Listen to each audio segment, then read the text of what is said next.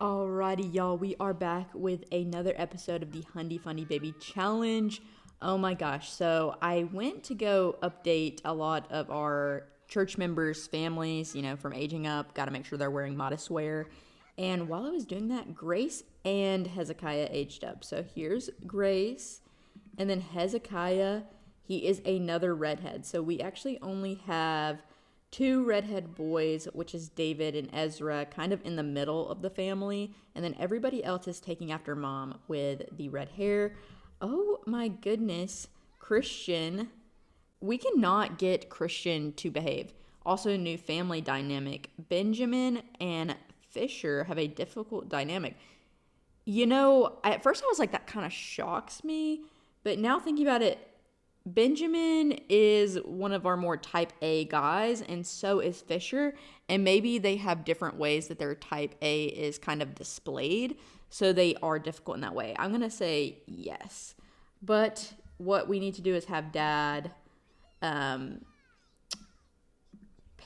his guy and discipline, punish him for making a mess. Let's give him a timeout. He keeps on doing that. Last episode, he was constantly doing that.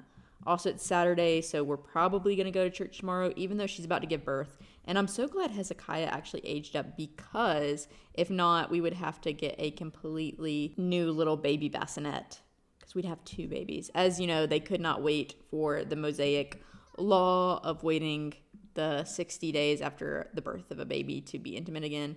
Also, if you just saw that notification I just X'd out, Aaron is about to age up, so he is going to be a teen. When he ages up, we're actually going to roll a dice to see if he is going to be a Fundie, if he's going to be more mainstream Christian, or if he's going to leave the fold entirely.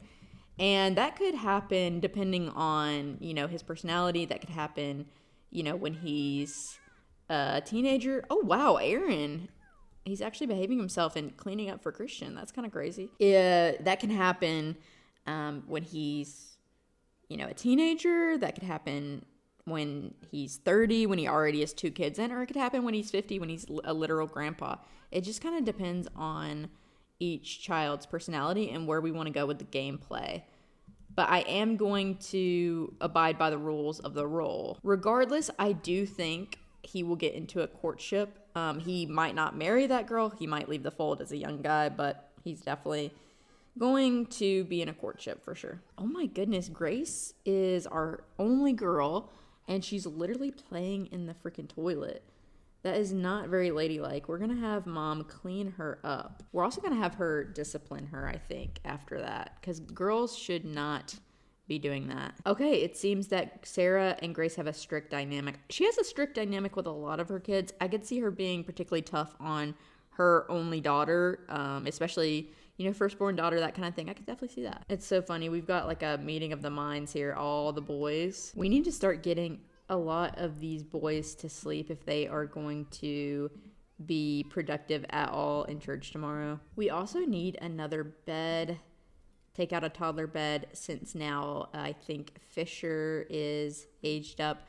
But the thing about that is I think that we're possibly going to have to add on to this room even more. So we'll definitely have to move some of Titus's plants. I wonder, she's in her third trimester and going to give birth at any point. So I do wonder, is she going to give birth in the night, or is she going to give birth and we're going to have to go home at church tomorrow? Thankfully, her energy bar is high, because I feel like she's going to be taking care of either Fisher, Grace, or Hezekiah during the night. It looks like now that Sarah does have a daughter, she's in the habit of putting her infants in the girls' room. I think that's probably going to be a trend for her. Oh, we just entered into summer. Okay, we're about to have our summer fits and stuff. Okay, it is 6 a.m. So I'm going to have the kids get up fairly soon and try to get them to eat, and then we'll probably head on to church here soon. Apparently Christian is going through a clingy phase. Okay. Oh my goodness, we were just about to head over to church, but it looks like we're not going to church today because Sarah literally went into labor. She must really not have wanted to go to church today. Lord have mercy. Honestly, I could see them all watching, waiting for the baby to come, and then everyone then goes and heads to church. I do think that just this one time, because they are running out of food, that our guy will cook. His wife is going into labor and all, and the kids are going to be complaining, so he probably will just want to shut them up. Make a bunch of garden salads, super easy. All right. I wonder, okay, I think it's going to be another boy. Gotta be. We've had so many boys. I feel like she, other than Grace, only makes boys. It's a girl. Okay.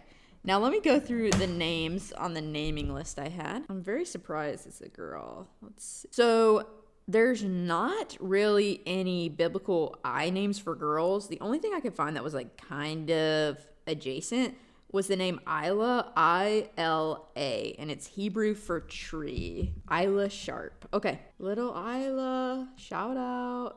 All right, some of the boys are coming in to see the baby. Oh, she finally has the super efficient newborn care. Perfect. It's so easy. All right, now that she's given birth, let's go ahead and have all the guys go to church, and we'll leave the toddlers with mom. All right, we made it to church. We got some of the guys came in their pajamas, so we got them changing their outfits. So our goals for church day are appreciate an object, art and music spirit, make resolutions, thankful spirit, and tell stories.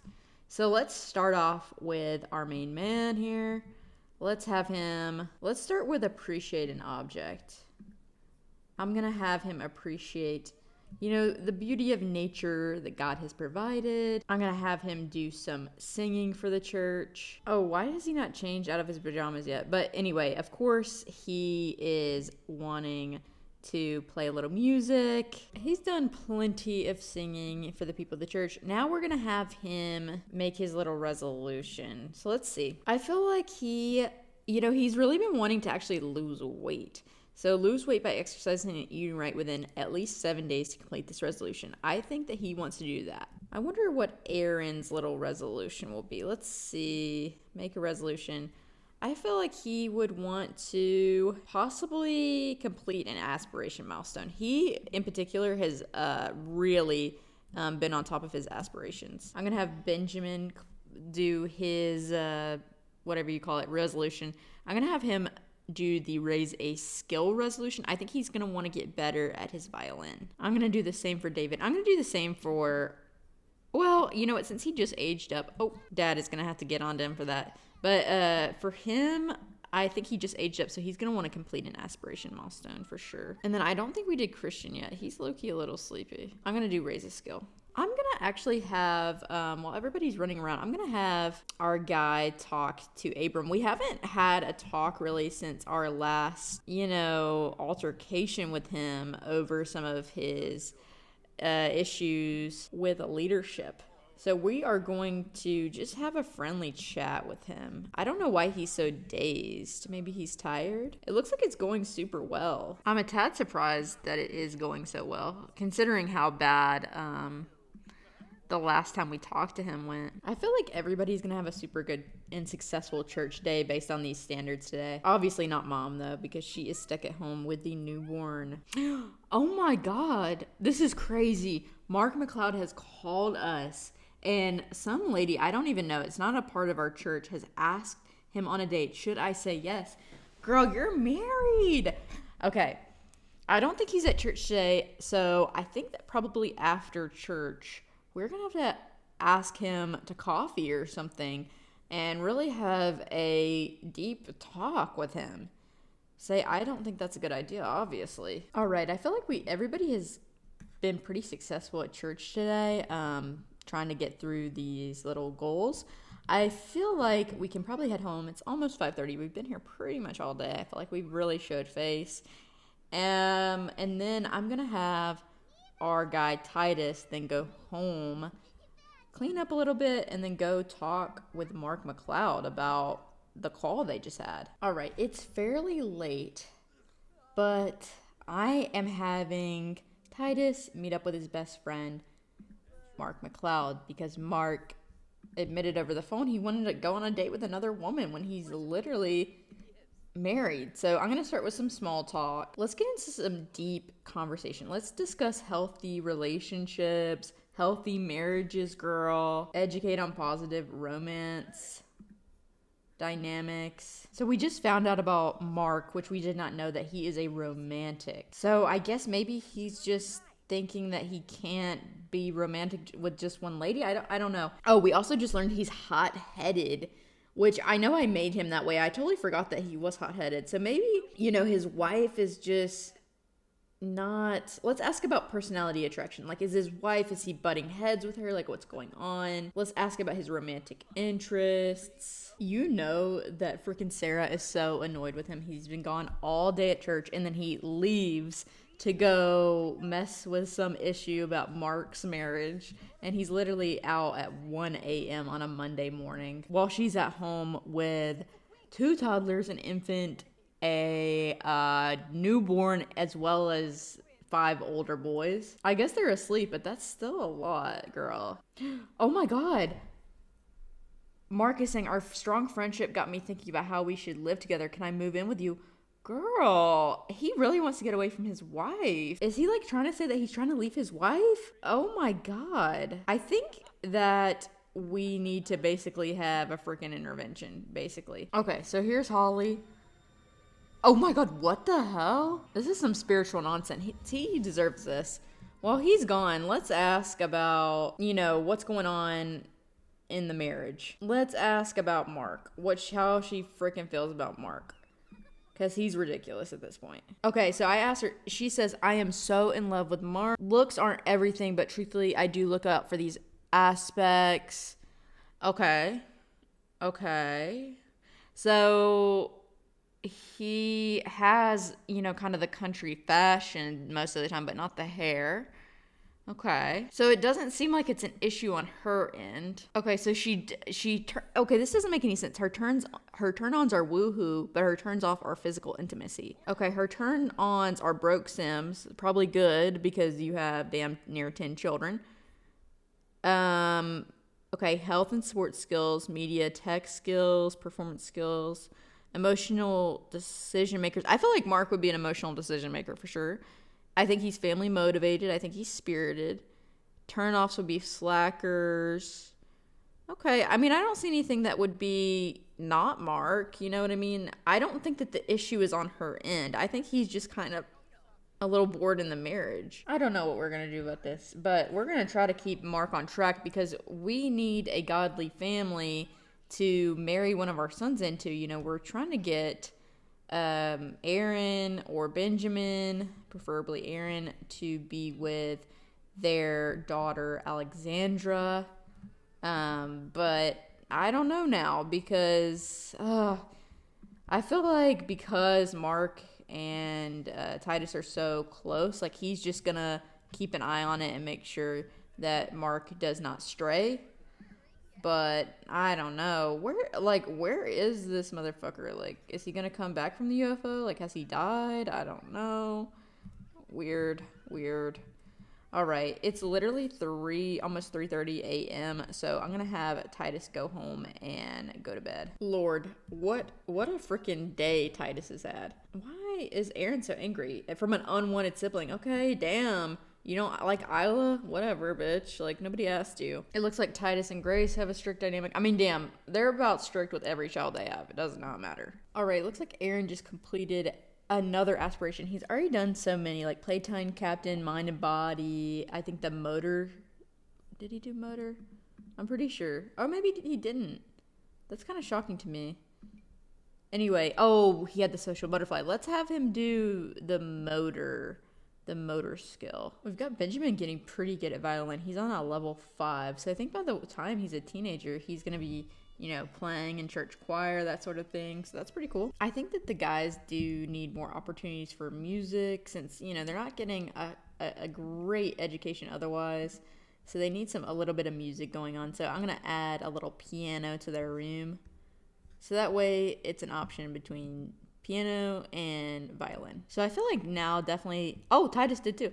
Okay, so now I feel like now that they're older adults, they're definitely going to have to slow down on the children. I feel like their fertility is just not where it used to be. I'm also going to have him go for a run while most of the kids and his wife are sleeping so he can try to get that resolution of losing weight this week. All right, I'm having the 2 eldest boys come to co-op and do a little bit of co-op activities. Really, I'm just wasting time until Erin ages up into a teen and we can start looking for a courtship, because that's what I'm really looking forward to. I think that we'll end the episode here when he does age up. We've got some good games of chess going on outside. That's pretty much mainly what the kids do, is like art, chess, music for homeschooling. There's not a lot of structure added to their schooling, for sure not. He's currently playing with one of Constance Farmer's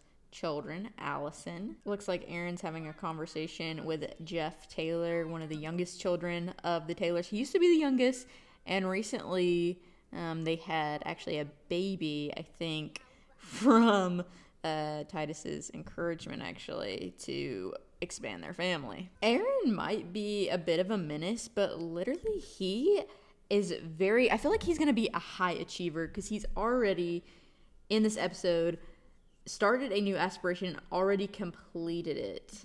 I feel like, let me see, we've already done, creative genius, slumber party.